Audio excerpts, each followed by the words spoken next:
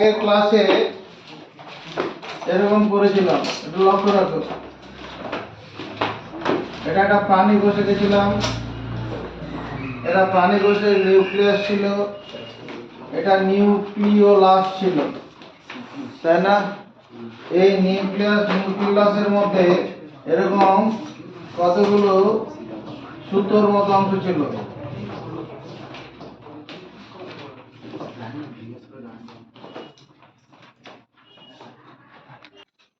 দেখো, আমরা আগের দিন উদ্ভিদ কোষ, প্রাণী কোষ এঁকেছিলাম।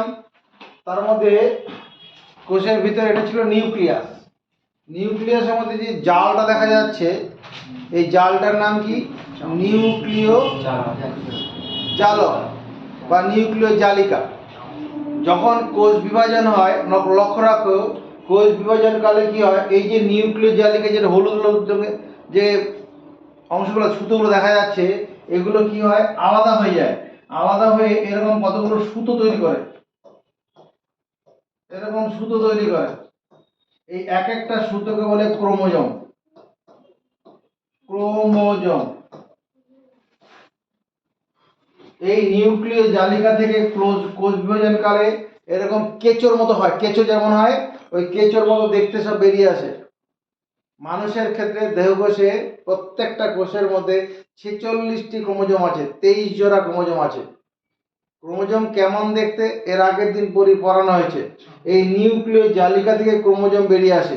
ক্রোমোজোমের সংজ্ঞাটা কি বলছি? কোষ বিভাজনকালে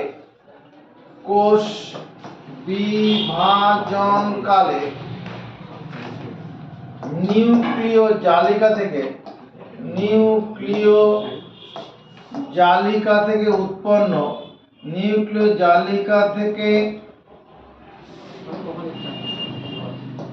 উৎপন্ন কি নিউক্লিক অ্যাসিড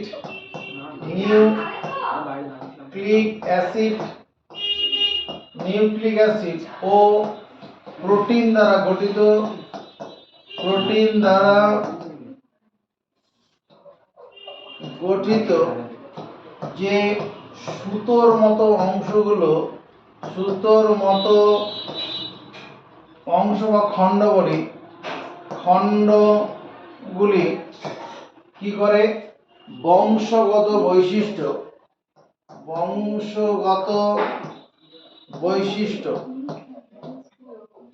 বৈশিষ্ট্য এক প্রজন্ম থেকে পরবর্তী প্রজন্মে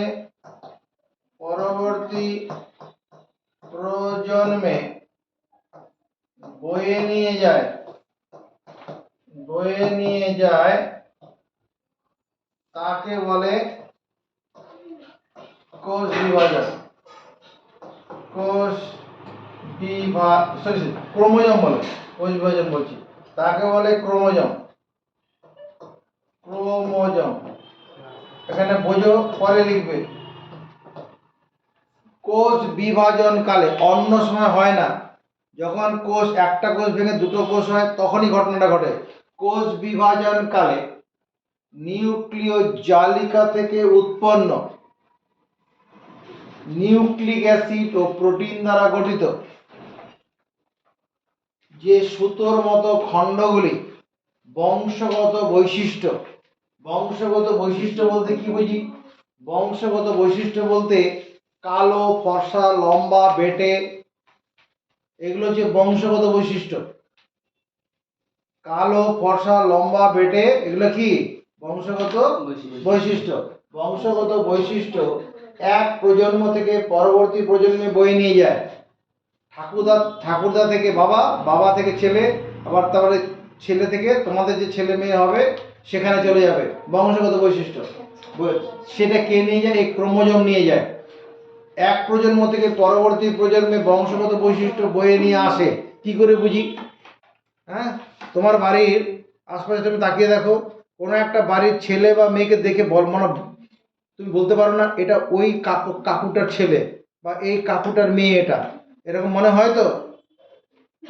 তার ওই বাবার সঙ্গে ওই মেয়েটার চেহারা মিল আছে। বংশগত, মানে এই যে প্রমিতা, ওর সঙ্গে মায়ের চেহারা মিল আছে। এটা এখানে 5টা মা থাকলে বা 2টো মা থাকলে বলে দেবে ওই ওই প্রমিতারই মেয়ে মা ওইটা, মানে এরকম মানে বংশগত বৈশিষ্ট্য, এটা বংশগত বৈশিষ্ট্য সেখানে মানে লম্বা ফর্সা এটা তো আছেই, আবার আকার আকৃতির মধ্যেও মিল পাওয়া যাবে, বংশগত বৈশিষ্ট্য সেটাই বলছি। এটা কে বহন করে আনে? এই ক্রোমোজোম নিয়ে আসে। ক্রোমোজোম থাকে কোথায়? গোটা কোষের মধ্যে ক্রোমোজোম থাকে না, ক্রোমোজোম থাকে ওই যে কোষের ভিতরে নিউক্লিয়াস, ওই নিউক্লিয়াস মধ্যে নিউক্লিয় জালিকা, ওই নিউক্লিয় জালিকাটা আসলে ক্রোমোজোম দ্বারা গঠিত, নিউক্লিয় জালিকাটা আসলে ক্রোমোজোম দ্বারা গঠিত। এবার মুখস্থ করো, কোষ বিভাজন কালে নিউক্লিক অ্যাসিড নিউক্লিয় জালিকা থেকে উৎপন্ন নিউক্লিক অ্যাসিড ও প্রোটিন দ্বারা গঠিত যে সুতোর মতো খণ্ডগুলি বংশগত বৈশিষ্ট্য এক প্রজন্ম থেকে পরবর্তী প্রজন্ম বয়ে নিয়ে যায়, তাকে বলে ক্রোমোজোম। বংশগত বৈশিষ্ট্য বলতে কি বোঝায়? বংশগত বৈশিষ্ট্য হলো বৈশিষ্ট্য, বংশগত বৈশিষ্ট্য কি?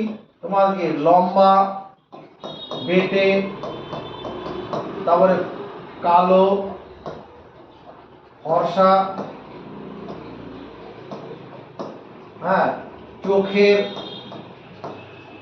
মনির রং, চোখের মনিটা তোর কি কালো না তামাটে, এই এটা বুঝতে গেছে, লেখা গেছে, তাড়াতাড়ি লেখো। পরীক্ষায় আসে একটি ক্রোমোজোমের চিহ্নিত চিত্র অঙ্কন করো। পরীক্ষায় কি আসে? ক্রোমোজোমের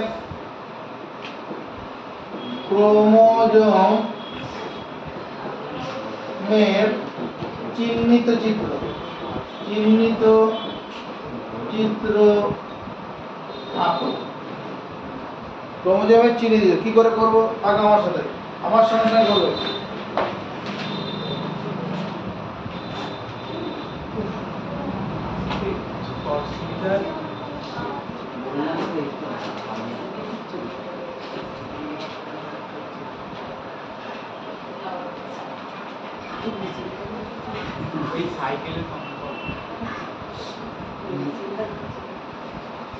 সম্ভব করা দুই জায়গায় চেপে গেছে, এই জায়গাটা কিন্তু একটা বোতাম হয়ে গেছে, বোতাম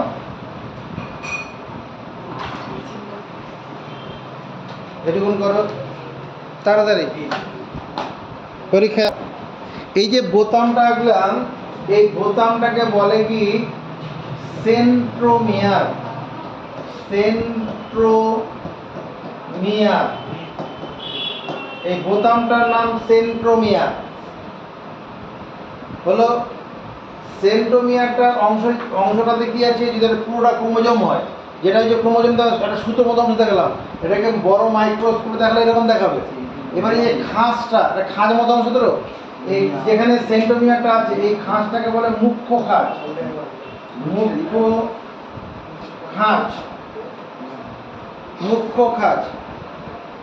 মুখ্য খাঁজের পরবর্তী ডান দিকের অংশটাকে বলে টেলোমিয়ার।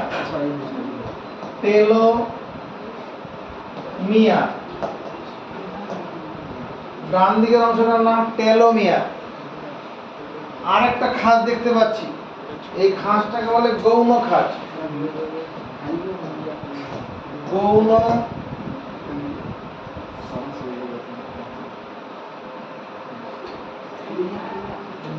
খাঁজ।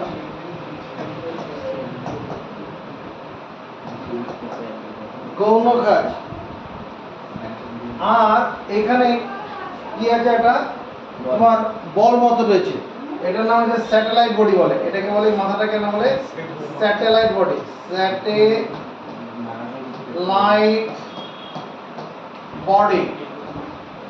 Satellite body.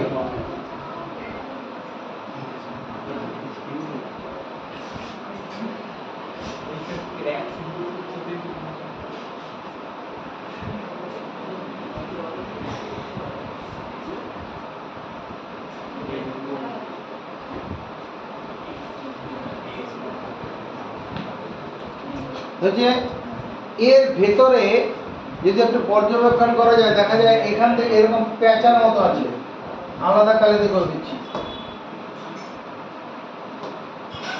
দেখো এখান থেকে এরকম পেঁচানো মতো অংশ আছে, এরকম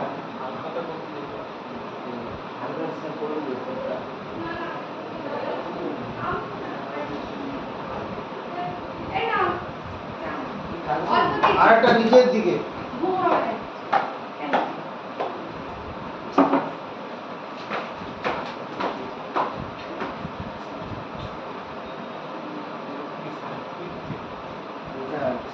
এই যে পেঁচানো সুতোর মতো যেটা ভিতর দিকে গেছে স্প্রিং মতো, এটার নাম হচ্ছে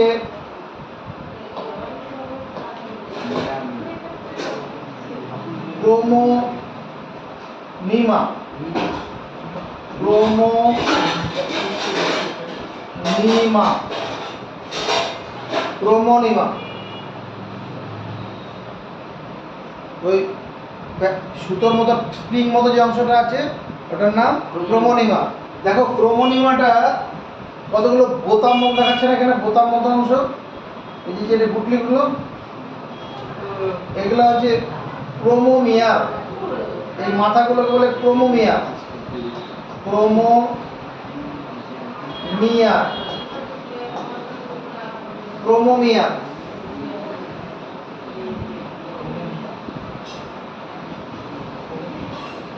আমরা যখন কোষ বিভাজন পড়াবো দুদিন পরে, কোষ বিভাজনে প্রোফেজ মেটাফেজ দশা তুমি পড়বে, তখন এই ক্রোমোজোমটা কি হয় লক্ষ্য রাখো। এই ক্রোমোজোমটা এরকম মাঝ বরাবর ভেঙে যায়। এদিকে তাকাবি, ক্রোমোজোমটা এরকম মাঝ বরাবর ভেঙে যায়, মাঝ বরাবর ভেঙে গিয়ে এইরকম তৈরি করে।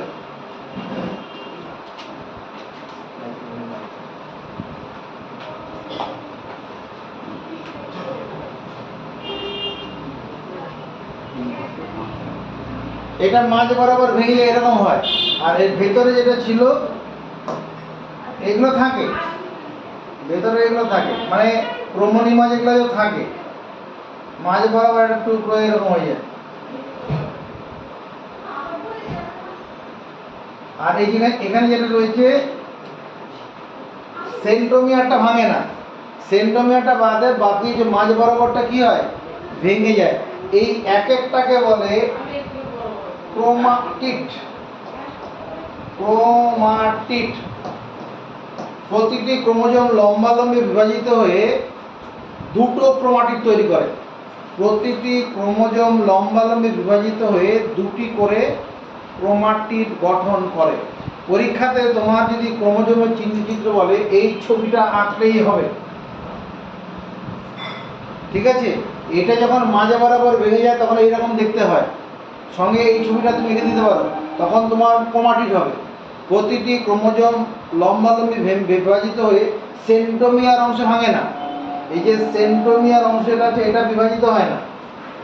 এই যে বিভাজিত হয়ে যে দুটো খণ্ড তৈরি হয় এগুলোকে একটাকে ক্রোমাটিড বলে। একই ক্রোমোজোমের মধ্যে দুটো ক্রোমাটিড থাকে, এই ক্রোমাটিড দুটোকে বলে সিস্টার ক্রোমাটিড। একই ক্রোমোজোমের মধ্যে যে ক্রোমাটিড দুটো থাকে, এইটা একটা ক্রোমাটিড, এটা আরেকটা ক্রোমাটিড, একটা ক্রোমোজোমের মধ্যে একই ক্রোমোজোমের ক্রোমাটিড দুটিকে একই ক্রোমোজোমের ক্রোমাটিড দুটিকে বলে ক্রোমাটিড। দুটিকে বলে সিস্টার ক্রোমাটিড।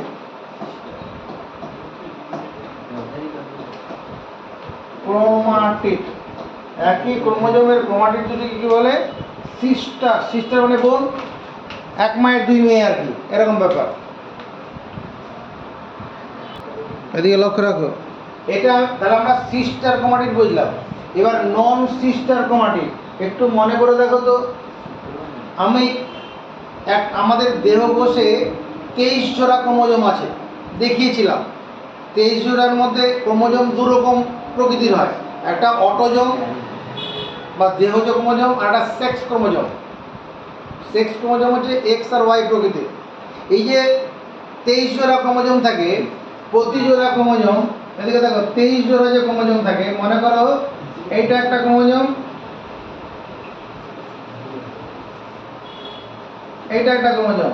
এই যে দুটো ক্রোমোজোম, এই দুটো কি, এদের মধ্যে একটা হচ্ছে পিতৃ ক্রোমোজোম আর একটা মাতৃ ক্রোমোজোম। সব সময় ক্রোমোজোম জোড়ায় জোড়ায় থাকে। এই ক্রোমোজোম দুটো, একটা হচ্ছে পিতৃ ক্রোমোজোম, পিতৃ, আর একটা মাতৃ ক্রোমোজোম, মাতৃ ক্রোমোজোম। পিতৃ ক্রোমোজোম, মাতৃ ক্রোমোজোম। যখন কোষ বিভাজন হয়, এদিকে তাকাও, যখন কোষ বিভাজন হয় এই পিতৃ ক্রোমোজোমটা এরকম ভেঙে এরকম হয়। তাকাও, পিতৃ ক্রোমোজোমটা ভেঙে এরকম হবে। আবার মাতৃ ক্রোমোজোমটা কি করবে,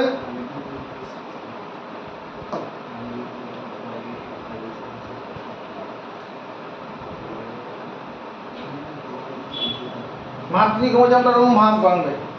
পিতৃ ক্রোমোজোম, যে একটা পিতৃ ক্রোমোজোম থেকে দুটো ক্রোমাটিড তৈরি হবে, আবার একটা মাতৃ ক্রোমোজোম থেকে দুটো ক্রোমাটিড তৈরি হবে। এই ক্রোমাটিড আর এই ক্রোমাটিড, এই ক্রোমাটিড দুটোকে বলে নন সিস্টার ক্রোমাটিড, নন সিস্টার,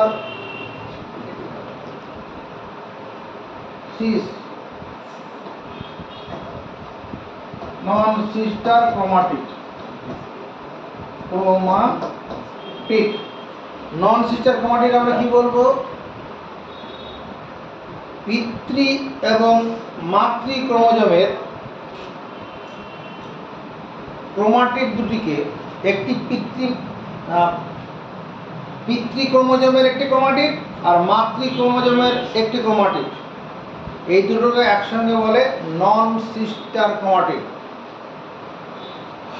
বা এরকম ভাবে বলি, দুটি সমসংস্থ ক্রোমোজোমের, পিতৃ মাতৃ ক্রোমোজোমকে একসঙ্গে বলে সমসংস্থ ক্রোমোজোম। পিতৃ আর মাতৃ ক্রোমোজোমকে একসঙ্গে সমসংস্থ ক্রোমোজোম। সমসংস্থ ক্রোমোজোম কি, যে ক্রোমোজোমগুলো আকার আকৃতি গঠনের দিক থেকে সব একরকম, যে ক্রোমোজোমগুলো দৈর্ঘ্যে বা এমনি আকৃতির গঠনের দিক থেকে সব একরকম, একই রকম গঠনযুক্ত ক্রোমোজোমগুলোকে বলে সমসংস্থ ক্রোমোজোম। দুটি সমসংস্থ ক্রোমোজোমের, এই ক্রোমোজোম দুটো কি সমসংস্থ ক্রোমোজোম, পিতৃ মাতৃ ক্রোমোজোম হল সমসংস্থ ক্রোমোজোম, ক্রোমোজোম। দুটি সমসংস্থ ক্রোমোজোমের, সমসংস্থ ক্রোমোজোমের, দুটি সমসংস্থ ক্রোমোজোমের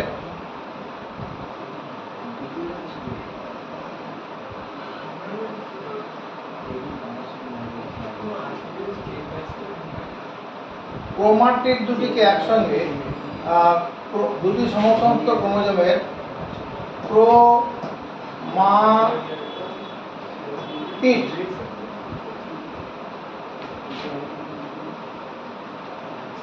দুটি সমসংস্থ ক্রোমোজোমের, এরকম ভাবে লিখি, দুটি সমসংস্থ ক্রোমোজোমের একটি পিতৃ ক্রোমাটিড,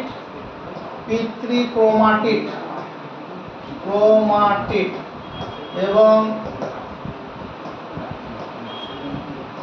একটি মাতৃ ক্রোমাটিড,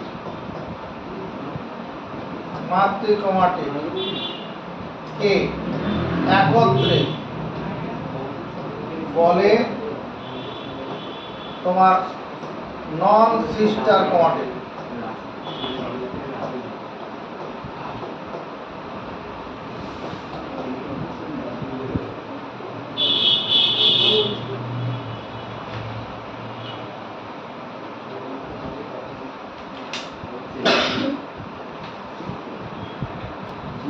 এবার দেখো, আমরা যে কোষ বিভাজন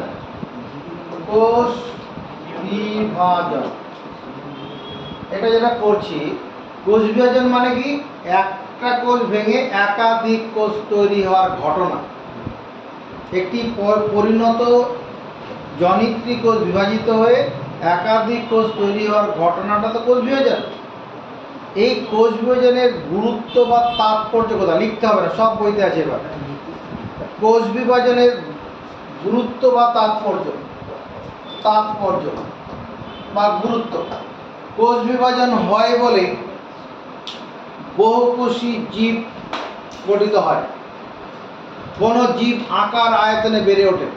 কোনো একটা জীব আকার আয়তনে বেড়ে, তুমি ক্লাস 1-এ যখন যে সাইজ ছিল, এখন কি সেই সাইজে আর আছো? অনেক বড় হয়ে গেছো, হ্যাঁ?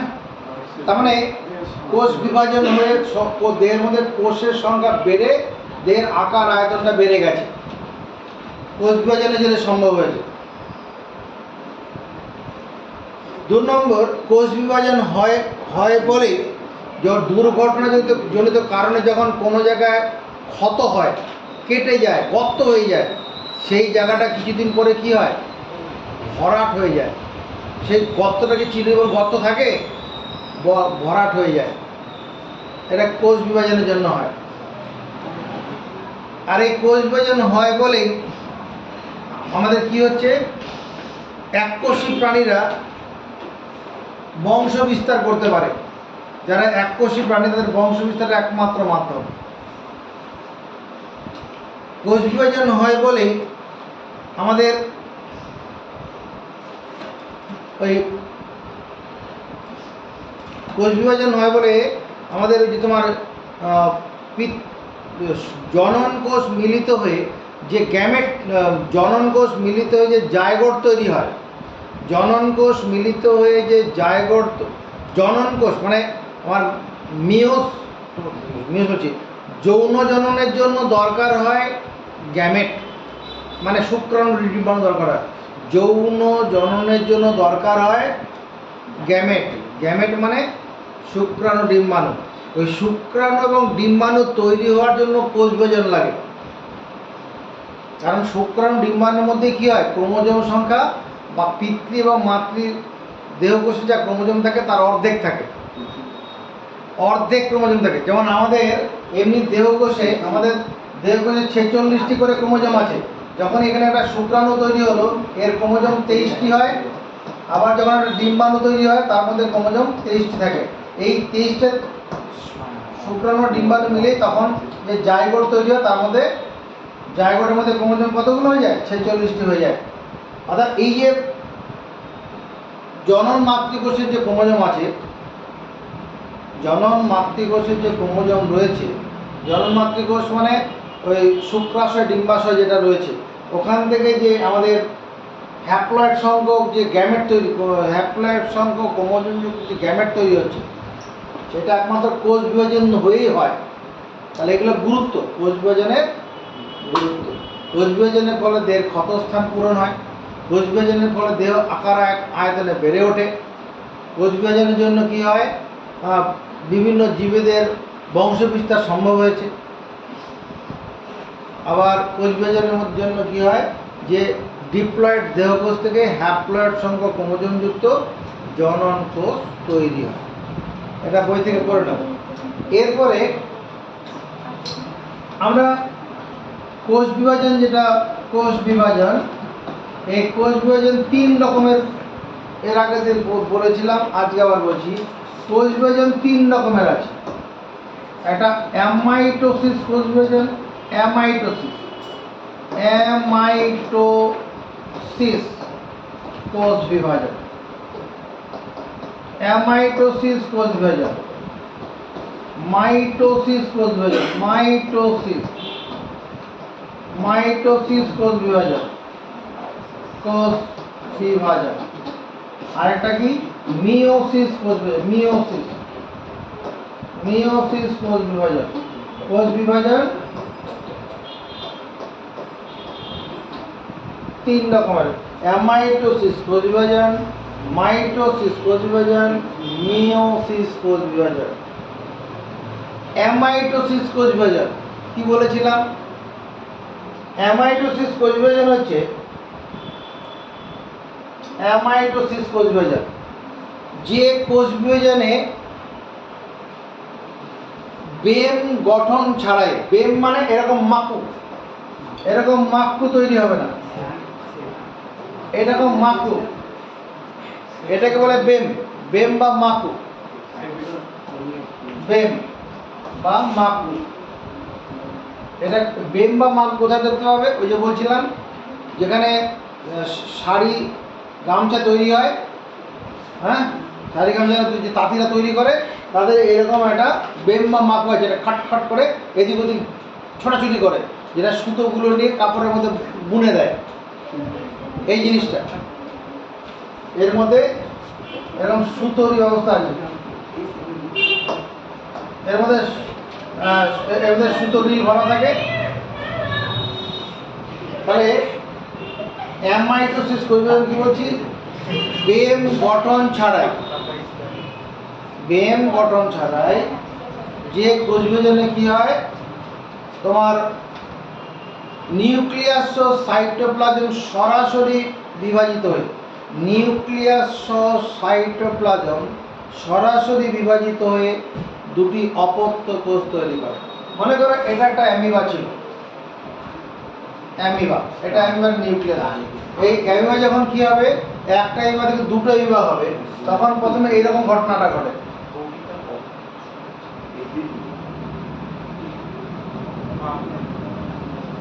কি হলো? দেহটা লম্বাটে মতো হলো, আর এখানকার যে নিউক্লিয়াসটা ছিল লম্বাটে হয়ে গেল, শশার মতো হয়ে গেল, সাপ বেলুনের মতো। এরপরে কি হবে? আরো এরকম হয়ে যাবে, এরকম সরু হবে, মানে বোঝা গেছে ঘটনাটা কি হলো? এই সাইটোপ্লাজমটা মাঝ বরাবর খণ্ডিত হচ্ছে, আর নিউক্লিয়াসটা তো মাঝখানে কেটে যাচ্ছে। এরপরে ধাপে কি হবে? এই একটা তোমার গিয়ে অ্যামিবা তৈরি হবে, এদিকে আরেকটা অ্যামিবা তৈরি হবে, একটা অ্যামিবা থেকে দুটো অ্যামিবা তৈরি হয়ে গেল এইভাবে। এটা হচ্ছে অ্যামাইড। এখানে কোনো রকম বেম বা মাকড় গঠিত হয়নি। কোথায় দেখা যাবে? এটা তোমার এককোষী প্রাণীদের ক্ষেত্রে সাধারণত অ্যামাইটোসিস, অ্যামাইটোসিস কোষ বিভাজন দেখা যায়। হ্যাঁ, এটাই লাস্ট। মাইটোসিস কোষ বিভাজন, মাইটোসিস কোষ বিভাজন। মাইটোসিস কোষ বিভাজনটা আমাদের দেহকোষে ঘটে। দেহকোষে মাইটোসিস কোষ বিভাজন, দেহকোষে এখানে বহুকোষী জীবেদের দেহকোষে মাইটোসিস কোষ বিভাজন ঘটে। বহুকোষী জীবেদের দেহকোষে, বহুকোষী জীবেদের দেহকোষে মাইটোসিস কোষ বিভাজন ঘটে। অর্থাৎ একটা কোষ, মাইটোসিস কোষ বিভাজন কাকে বলে? যে কোষ বিভাজনে বেম গঠিত হয়, যে কোষ বিভাজনে বেম গঠিত হয়ে মাতৃকোষের ক্রোমোজোম সংখ্যার সমান সংখ্যক ক্রোমোজোম যুক্ত এবং সমগুণ সম্পন্ন দুটি অপত্য কোষ তৈরি হয়, তাকে বলে মাইটোসিস কোষ বিভাজন। যে কোষ বিভাজনকালে বেম গঠিত হয়, অ্যামাইটোসিসে বেম গঠিত হয়নি, যে কোষ বিভাজনে বেম গঠিত হয় এবং মাতৃকোষের সমসংখ্যক ক্রোমোজোম যুক্ত দুটি অপত্য কোষ তৈরি হয়। মাতৃকোষের সমান সংখ্যক ক্রোমোজোম যুক্ত এবং সমগুণ সম্পন্ন। এদিকে তাকাও, এটা মনে করো মাতৃকোষের ক্রোমোজোম 46টা ক্রোমোজোম ছিল, মানুষের ক্ষেত্রে হচ্ছে। এই যখন কি করছে, এরকম দুটো কোষ তৈরি করছে, এখানে কি হবে? এখানে অপত্যর মধ্যে ক্রোমোজোম 46 করে থাকবে। এর যে গুণ মাতৃকোষের যে সমস্ত গুণ থাকবে, এর মধ্যে ওই রকমই গুণ থাকবে। এখানে বেম গঠিত হবে। এখানে কতগুলো ঘটনা ঘটবে, যেটা প্রোফেজ, মেটাফেজ, অ্যানাফেজ, টেলোফেজ বলে পড়াবো আমরা। এরকম কোষ বিভাজনটা কি? মাইটোসিস কোষ বিভাজন। মাতৃকোষের সমসংখ্যক ক্রোমোজোম যুক্ত এবং সমগুণ সম্পন্ন অপত্য কোষ তৈরি হবে। এবার যেটা কথা হচ্ছে, কোন এক মাইটোসিস কোষ বিভাজন, কোন একটা কোষ বিভাজিত হয়ে কোনো একটা কোষ তৈরি হলো। মনে করো এই যে কোষটা তৈরি হলো, এই কোষটা তো আবার বিভাজিত হবে। কোনো একটা কোষ তৈরি হওয়ার পরে সেটা পরিণত হয়। পরিণত হয় মানে আকৃতিতে বড় হয়। কোনো একটা মেয়ে জন্ম নিল, সেই মেয়েটা তারপরে কী হবে? সে বড় হবে, মনে করো 18 বছর পর্যন্ত বড় হলো, তারপর পরিণত হলো, তখন তার সন্তান জন্ম তার ক্ষমতা আসবে। ওইরকম ব্যাপারটা। কোনো একটা কোষ পরিণত হওয়ার পরে, কোনো একটা কোষ বৃদ্ধি পেয়ে পরিণত হয়। পরিণত হয়ে তারপরে কতগুলো পর্যায়ের মধ্য দিয়ে কী হয়? দুটি নতুন কোষ তৈরি করে। সেটা সে পুরো পর্যায়টাকে বলা হচ্ছে কি? কোষ চক্র। কোষ চক্র ব্যাপারটা কি আছে? কোষ চক্র। কোষ চক্র কোনো একটা কোষ তৈরি হওয়ার পর সেই কোষটা পরিণত হবে। কোনো একটি কোষ তৈরি হওয়ার পর, মনে কর এই কোষটা তৈরি হলো, এবার এই কোষটা কি হবে? পরিণত হবে। পরিণত হবে মানে কি? এটা এরকম বড় সাইজের হবে, কোষটা বড় সাইজের হবে। কোনো একটা কোষ তৈরি হওয়ার পর কোষটা পরিণত হবে। পরিণত হয়ে তারপরে কতগুলো বা চারটি ধাপের মধ্য দিয়ে ওটা কি করবে? প্রোফেজ, মেটাফেজ, অ্যানাফেজ, টেলোফেজের মধ্য দিয়ে দুটি কোষে ভেঙে যাবে। এই পুরো পর্যায় প্রক্রিয়াটা বা পর্যায়টাকে একসঙ্গে বলে কোষ চক্র। কোষ চক্রটা দুটো পর্যায়ে সম্পন্ন হয়। কোষ চক্র যেটা বলছি, কোষ চক্র এটা দুটো পর্যায়ে। একটা ইন্টারফেজ দশা, ইন্টারফেজ দশা, আর এটা কি? মাইটোটিক দশা। মাইটোটিক দশা।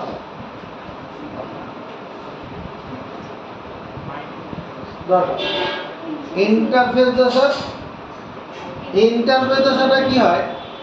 কোনো একটা কোষ ওই দশাতে পরিণতপ্রাপ্ত হয়, মানে জন্ম হওয়ার সময় থেকে তারপরে ওটা বিভিন্ন কোষীয় উপাদান জমে জমে ওটা একটা পূর্ণাঙ্গ রূপ পায়। পরিণত হওয়ার দশাটাকে বলা হচ্ছে ইন্টারফেজ। মাইটোটিক দশা, যে দশাটা কি হবে? এই মাইটোটিক দশা আবার দুটো অংশ। এটা হচ্ছে মাইটোটিক দশাতে যেটা হয়, এটা হচ্ছে নিউক্লিয়াস বিভাজন দশা। নিউক্লিয়াস বিভাজন দশা যেটা হবে, বিভাজন দশা। আর একটা হচ্ছে সাইটোকাইনেসিস।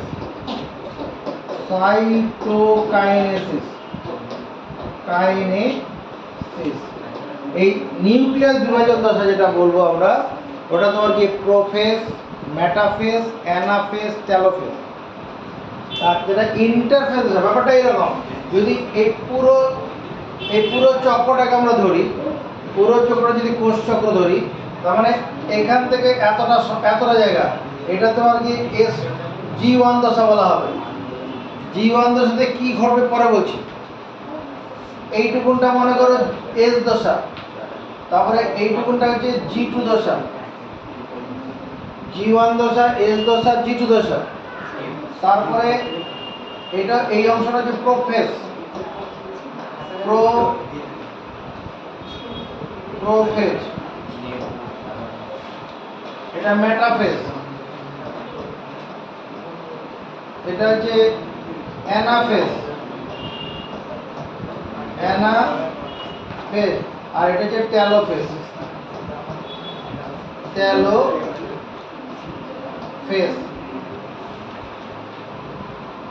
এই পুরো ঘটনাগুলোকে একসঙ্গে কোষ চক্র বলা হচ্ছে।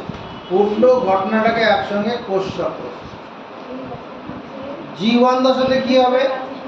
G1 দশাতে তোমার কি আরএনএ আর প্রোটিন সংশ্লেষ হবে। G1 দশায়। আর S দশায় কি হবে? ক্রোমোজোম মানে ডবল হয়ে যাবে। ক্রোমোজোম যেটা হয়ে ওই যে তোমার কি ক্রোমোজোমের দ্বিত্বকরণ ঘটা মানে ব্যাপারটা এরকম হবে। ক্রোমোজোমের তোমার প্রথমে যতটা ছিল আর কি, মনে কর এই যে অপত্য ক্রোমোজোমের মধ্যে এর মধ্যে যদি এইটুকুন সাইজের ক্রোমোজোম থাকে, এটা ডবল হয়ে যাবে, মানে 1 গ্রাম থাকলে 2 গ্রাম হয়ে যাবে ক্রোমোজোমের পরিমাণটা সংশ্লেষ দশায়। এবং তারপরে ওই G2 দশায় কী হবে, বিভিন্ন কোষীয় অঙ্গাণুগুলো যেটা আছে, কোষের যে বিভিন্ন কোষীয় অঙ্গাণুগুলো আছে, কোষীয় অঙ্গাণুগুলো G2 দশায় তৈরি হবে। তারপরে 4টে ধাপের মধ্যে দিয়ে পরে কোষ বিভাজন সম্পন্ন হবে। এটা করে একটুখানি দেখে নে।